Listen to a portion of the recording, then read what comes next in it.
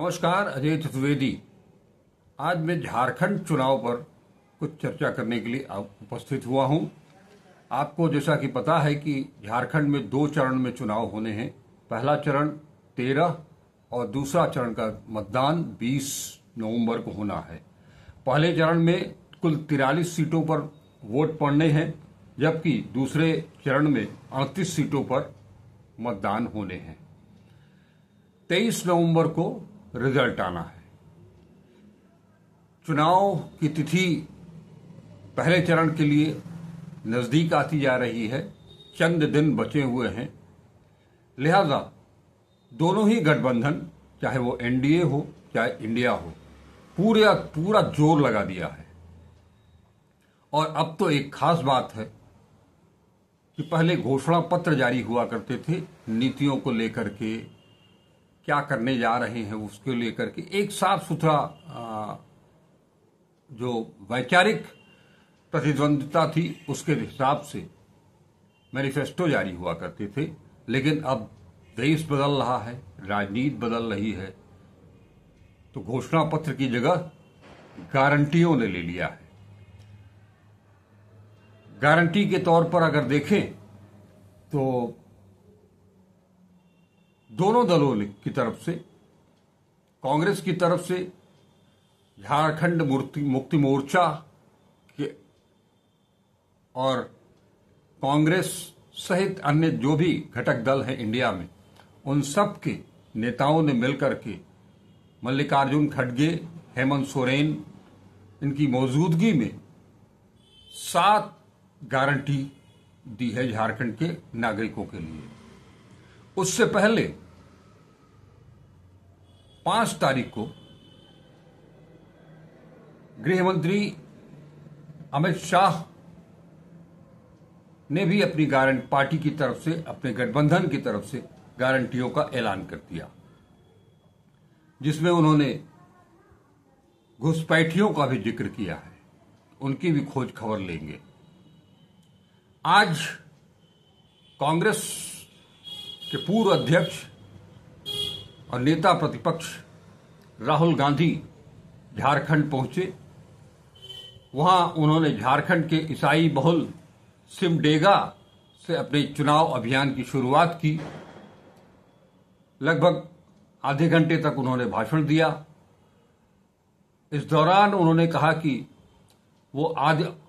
कहा कि हम आदिवासियों, दलितों और पिछड़ों की हक की बात करते हैं। इस पर मोदी जी कहते हैं कि राहुल गांधी देश को तोड़ने वाली बात करता है। इस समय देश में 2 विचारधाराएं हैं। हम संविधान की रक्षा कर रहे हैं, जबकि वो इसे खत्म करना चाहते हैं। इसके बाद उन्होंने लोहरदगा में भी जनसभा की। दोनों ही जगह राहुल गांधी उनका जो पॉइंट है उस पर उन्होंने अपनी बातें रखी, चाहे वो संविधान की रक्षा की बात हो, जाति जनगणना की बात हो। ये दोनों क्यों जरूरी है, ये वो आजकल हर सभा में उपस्थित जनसमूह को समझाने की कोशिश कर रहे हैं। उन्होंने कहा कि आदिवासी का मतलब भी समझा रहे हैं वो, आदिवासी और वनवासी। राहुल गांधी का कहना है कि हम आदिवासी कहते हैं और बीजेपी के लोग वनवासी कहते हैं। राहुल गांधी आदिवासी का मतलब समझाते हैं कि जो इस देश धरती के पहले निवासी थे। जल, जंगल और जमीन आपका हक है। वनवासी का मतलब होता है आपका जल, जंगल और जमीन का कोई अधिकार नहीं है। आप जंगल में रहते हो, इसलिए आपको अधिकार नहीं मिलेगा। वो चाहते हैं कि आपको शिक्षा न मिले, आपके बच्चे डॉक्टर, इंजीनियर न बने, प्लेन, हवाई जहाज न उड़ावें। दूसरी बात वो कहते हैं कि आज देश में 2 विचारधाराओं की लड़ाई चल रही है। एक तरफ इंडिया गठबंधन, दूसरी तरफ बीजेपी और आरएसएस। जहां इंडिया गठबंधन के लोग संविधान की रक्षा कर रहे हैं, वहीं बीजेपी और आरएसएस संविधान को खत्म करना चाहती है। संविधान सिर्फ एक किताब नहीं है, इसमें बिरसा मुंडा जी, अंबेडकर जी, फूले जी और महात्मा गांधी जी, नारायण गुरु, बसवन्ना, इन सब का वो जिक्र करते हैं। भगवान बुद्ध का भी नाम लेते हैं और बताते हैं कि ये संविधान की ये जो किताब है, ये इसका इतिहास महज 75 सालों का नहीं बल्कि हजारों साल पुराना है। हजारों साल से जो इस देश के महापुरुष जो बातें करते आए हैं, उन सब का समावेश इस संविधान में समाहित है। बताते हैं कि संविधान देश के आदिवासियों, दलितों, पिछड़ों, गरीबों की रक्षा करता है। इसलिए इंडिया गठबंधन चाहती है कि देश को संविधान के माध्यम से चलाया जाए। राहुल गांधी ने अपने लोगों से वादा किया कि हमारी सरकार आएगी तो अग्निवीर योजना को खत्म कर देंगे। उन्होंने कहा कि बड़े लोगों की कर्ज माफी का जिक्र किया, मोदी सरकार पर हमला बोला, कहा कि ये अडानी अंबानी की सरकार है, ये सिर्फ उनके फायदे के लिए काम करते हैं। हमारी योजना में सिर्फ गरीब लोगों की बातें होती हैं। देश में करीब 50% ओबीसी, 15% दलित और 8% आदिवासी तथा 15% के लगभग अल्पसंख्यक हैं। ये आबादी कुल 90% है, लेकिन आपको देश की बड़ी बड़ी कंपनियों के मैनेजमेंट में ओबीसी, दलित और आदिवासी वर्ग का व्यक्ति नहीं मिलेगा। हिंदुस्तान की सरकार को 90 लोग चलाते हैं। देश के पूरे बजट का निर्णय यही अफसर करते हैं और इसमें आदिवासी एक अफसर जो है 90 में से, वो आपके लिए सिर्फ 10 पैसे का काम करता है। दलित 1 रुपए का काम करता है, पिछड़ा 5 रुपए का काम करता है महज। इसके अलावा जो 90% लोगों की आबादी है, उसमें से 5, 6 रुपए 10 पैसे शेष वो 10% लोगों के लिए जाता है, क्योंकि शेष 10% लोग ही उसका निर्णय करते हैं। राहुल गांधी जो नफरत के बाजार में मोहब्बत की दुकान खोलने की बात करते हैं, भारत जोड़ो यात्रा के साथ ही उन्होंने इस बात को शुरू किया था।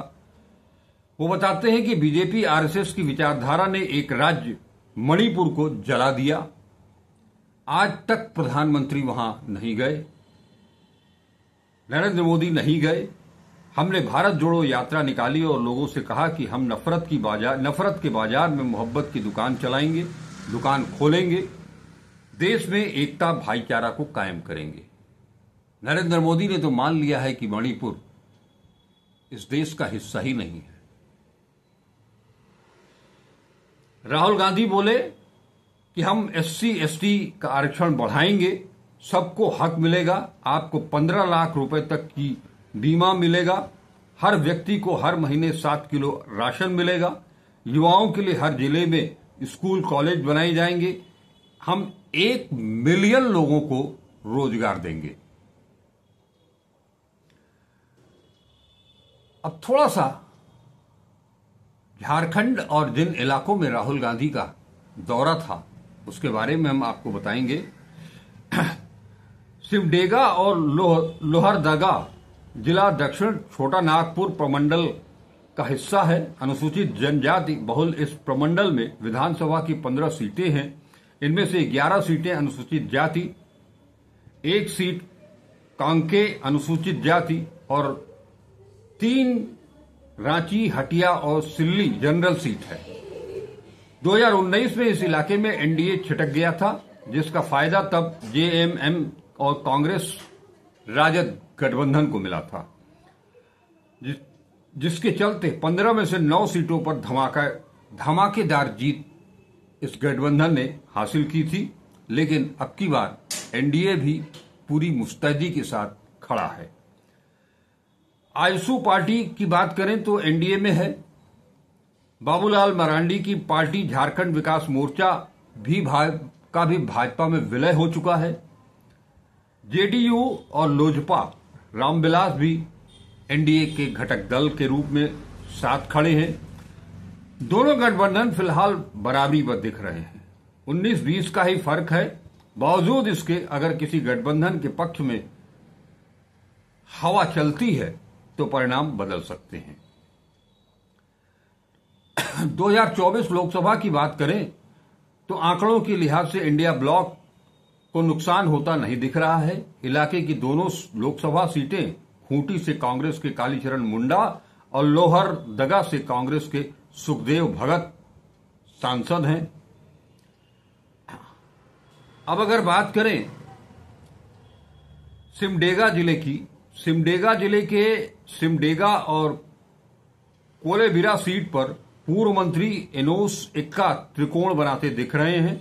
उनकी झारखंड पार्टी एनोस ने सिमडेगा से उनकी बेटी आइरीन एक्का और कोलेबिरा से बेटे विभव संदेश एक्का को उतारा है। दोनों ने त्रिकोणीय संघर्ष की स्थिति पैदा कर दी है। चुनाव के दौरान एनोसा एक्का जेल से बाहर हैं।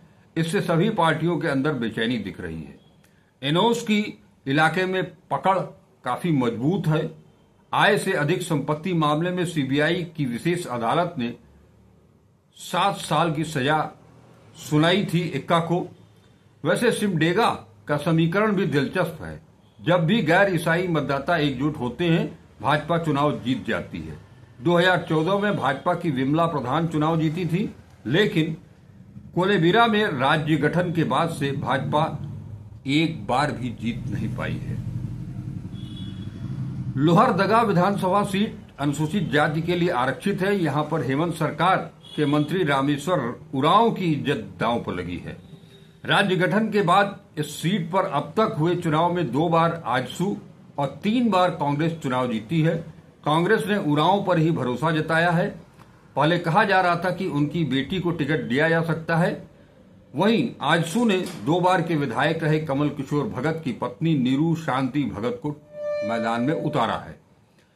राहुल गांधी जमशेदपुर में सोनारी एयरपोर्ट से मनगो तक कल रोड शो भी करेंगे। जमशेदपुर पूर्वी से कांग्रेस ने डॉक्टर अजय कुमार को टिकट दिया है। वहां उनका मुकाबला भाजपा की पूर्णिमा साहू से है, जो पूर्व मुख्यमंत्री और ओडिशा के राज्यपाल रघुवर दास की बहू हैं।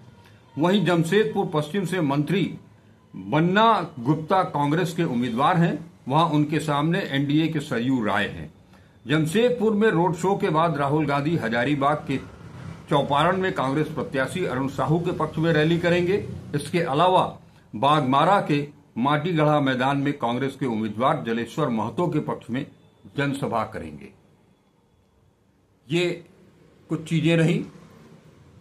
अब अगर एनडीए की गारंटी के बारे में बात करें तो उन्होंने 7 गारंटी दी है, जिसमें 1931 आधारित खतियान, इसमें 1932 के खातियान पर आधारित स्थानीयता नीति लाने, सरना धर्म कोड को लागू करवाने, साथ ही क्षेत्रीय भाषा संस्कृति के संरक्षण को संकल्पित करने का वादा किया गया है।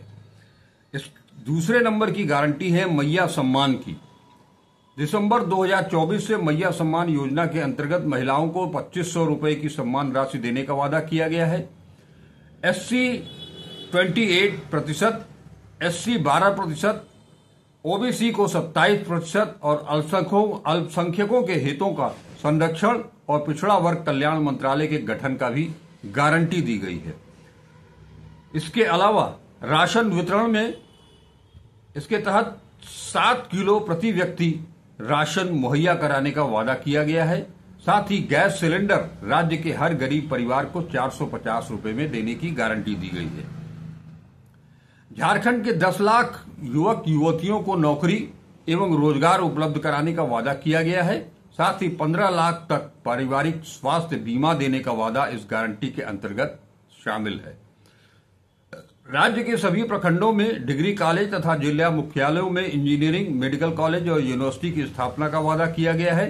साथ ही रोजगार के अवसर उपलब्ध कराने के लिए औद्योगिक प्रोत्साहन नीति लाते हुए राज्य के सभी जिला मुख्यालयों में 500 एकड़ का औद्योगिक पार्क बनाने का वादा किया गया है। किसान कल्याण गारंटी के तहत एमएसपी को 2400 रुपए से बढ़ाकर के 3200 रुपए करने के साथ ही लाह, तसर, करंज, इमली, महुआ, चिरौंजी, साल बीज आदि के समर्थन मूल्य में 50% तक की वृद्धि की गारंटी भी दी गई है। अगर हम उधर बात करें एनडीए की, तो 5 नवंबर को केंद्रीय गृह मंत्री अमित शाह ने भारतीय जनता पार्टी का संकल्प पत्र जारी किया था। उन्होंने जमकर हेमंत सोरेन सरकार पर हमला किया था और कहा था कि झारखंड का ये चुनाव न केवल सरकार बदलने का चुनाव है, बल्कि झारखंड का भविष्य सुरक्षित करने का चुनाव है। अमित शाह ने आरोप लगाया कि वर्तमान सरकार झारखंड की अस्मिता, रोटी बेटी माटी को बचाने में विफल रही है। झारखंड की महान जनता को तय करना है कि आकंठ भ्रष्टाचार में डूबी सरकार चाहिए या विकास के रास्ते पर चलते हुए मोदी जी के नेतृत्व वाली भाजपा सरकार चाहिए। अमित शाह ने जो संकल्प पत्र के माध्यम से जो गारंटी दी है और जो ऐलान किया है, उसके तहत गोगो दीदी योजना में महिलाओं को हर महीने 2100 रुपए हर 11 तारीख को मिलेंगे। 500 रुपए में सिलेंडर और 2 सिलेंडर दिवाली और रक्षाबंधन के मौके पर मुफ्त। 5 साल में 5 लाख रोजगार। 5 वर्ष के भीतर झारखंड के युवाओं के लिए 5 लाख रोजगार के अवसरों का सृजन। करीब 3 लाख सरकारी पद निष्पक्ष और पारदर्शी तरीके से भरे जाएंगे। हर स्नातक और स्नातकोत्तर युवा को प्रति माह 2000 रुपए भत्ता के तौर पर दिया जाएगा। हर गरीब को पक्का मकान मिलेगा। झारखंड में यूसीसी जरूर लागू होगा और इससे आदिवासी पूर्णतया बाहर रहेंगे। सरकारी पदों में नियुक्ति में पारदर्शिता, पुराने मामलों में सीबीआई जांच और एसआईटी जांच कराएंगे। आदिवासी सम्मान और अस्मिता को बढ़ावा देने के लिए आदिवासी धार्मिक और सांस्कृतिक स्थल का विकास करेंगे एवं अनुदान व सहायता देंगे। 10वां जमशेदपुर में भगवान बिरसा मुंडा का स्मारक बनाएंगे। अवैध घुसपैठ को रोकेंगे। ये आपने दोनों दलों की, दोनों गठबंधनों की गारंटी और घोषणा पत्र को जाना समझा। अब मैं एक चीज आपसे लोगों से यह कहना चाहता हूं कि कांग्रेस या इंडिया गठबंधन से अलग अगर हम सिर्फ कांग्रेस की बात करें, हरियाणा चुनाव का परिणाम आप सबके सामने है। हरियाणा में जिस तरह से चुनाव हुआ, चुनाव के परिणाम आने के पहले तक एग्जिट पोल हो या जो राजनीतिक विश्लेषक थे, सभी कांग्रेस की बहुमत वाली सरकार, प्रचंड बहुमत वाली सरकार बना रहे थे। लेकिन हुआ क्या? कांग्रेस बहुमत तक पहुंच भी नहीं पाई और इसका मूल कारण कांग्रेस भले ही अपनी लड़ाई लड़ रहा है ईवीएम को लेकर के, ईवीएम की तकनीकियों को लेकर के, उसमें घालमेल को लेकर के, वो एक अपनी जगह अलग है। लेकिन जिस एकाधिकार की बात राहुल गांधी बार बार कर रहे हैं, जिस पर उन्होंने एक बड़ा लेख भी अभी छापा है, 7-8 भाषाओं में छपा है, इंडियन एक्सप्रेस अंग्रेजी और जिसे भाजपा का अखबार माना जाता था, दैनिक जागरण में भी वो लेख छपा है। एकाधिकार की बात कर रहे हैं, लेकिन इसके ठीक विपरीत उनकी पूरी पार्टी चल रही है। वो चाह करके भी, राहुल गांधी हो या मल्लिकार्जुन खड़गे हो, ये दोनों लोग चाह करके भी उस एकाधिकार को अपनी पार्टी के अंदर ही खत्म नहीं कर पा रहे हैं। हर जगह परिवारवाद और एकाधिकार का वर्चस्व दिखाई दे रहा है। हम हैं, हम नहीं लड़ेंगे तो हमारे परिवार का कोई लड़ेगा, हमारा बेटा लड़ेगा, हमारी बेटी लड़ेगी, हमारी बहू लड़ेगी, हमारी मां लड़ेगी। इस तरह की जो विचारधारा है, इस सोच से निकल नहीं पा रही है कांग्रेस, और यही वजह है हरियाणा में उन्हें मात खानी पड़ी और झारखंड में यहां भी कांग्रेस ने जो टिकटों का बंटवारा किया है, उसे लेकर के कांग्रेसियों के अंदर ही असंतोष है। पब्लिक के बीच में असंतोष है। सवाल यह है कि कांग्रेस को बदलने में राहुल गांधी और मल्लिकार्जुन खड़गे कितना सफल होंगे और कब तक ये मेहनत प्रक्रिया जारी रहेगी, क्योंकि आज जरूरत कांग्रेस में आमूल चूल परिवर्तन की है।